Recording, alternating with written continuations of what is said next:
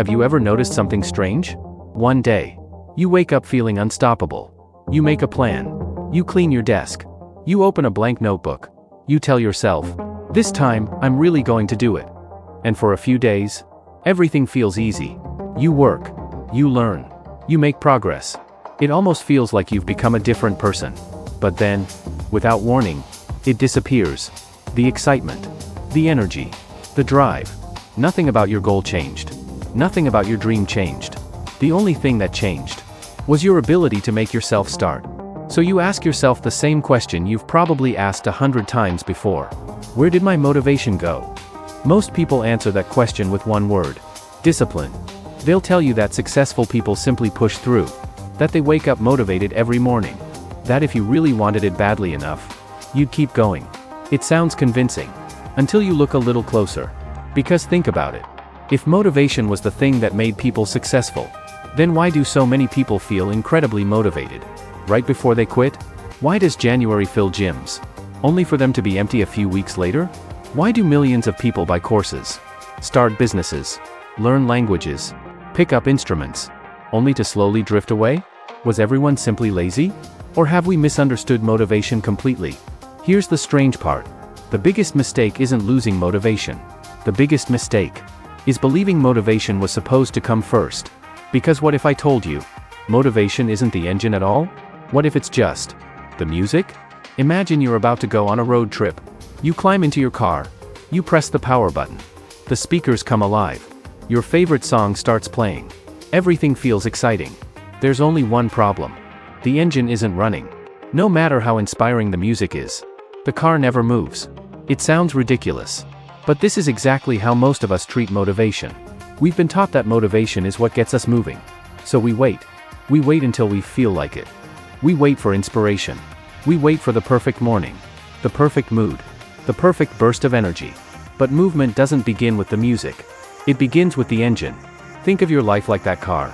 Responsibility is the engine. Motivation is the stereo. The stereo makes the journey more enjoyable. But the engine is what actually moves you forward. Here's what's fascinating. Once the car starts moving, the music suddenly feels louder. The drive becomes enjoyable. The scenery changes. You begin enjoying the journey.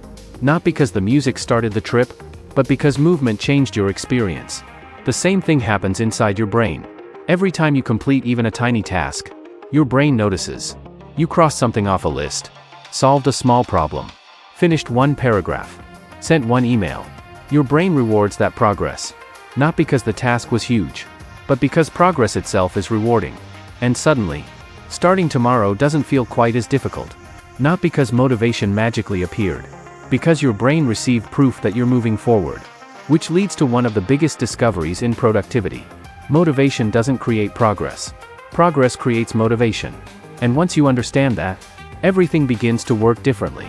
Because your brain isn't waiting for inspiration. It's waiting for evidence. Think about pushing a giant flywheel. The first push feels pointless. Nothing happens. So you push again. Still almost nothing. Again. Again. Again. Every push feels tiny. Almost insignificant. Then something changes. The wheel moves. Just a little. Now every push becomes easier. Soon, the wheel begins helping you. Eventually, it's spinning so fast. You barely need to touch it. That's momentum. And your brain works almost the same way. It follows what I like to call the momentum loop. It starts with one tiny action. Not because you're inspired. Because you decided to begin. That tiny action creates a tiny win. That tiny win creates a small reward inside your brain. Your confidence grows just a little. The next action feels slightly easier. Then another. Then another. Before long, what felt impossible yesterday feels automatic today. Notice something important. The loop never started with motivation. It started with movement. Most people wait until they feel ready. People with momentum simply become ready by moving. That's why huge goals often fail. Not because they're impossible. Because they're too heavy to move. Imagine asking someone to push a parked train. Impossible. Now imagine asking them to push a bicycle. Completely different.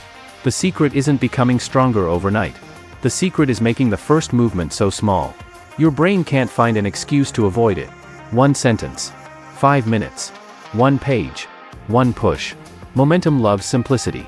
So maybe We've been asking the wrong question all along. Instead of asking, how do I stay motivated? Maybe we should ask, what's the smallest action that gets the wheel turning? Because once momentum exists, motivation quietly follows behind, not the other way around. This is also why endless scrolling feels so dangerous. Your brain gets tiny rewards, without building anything.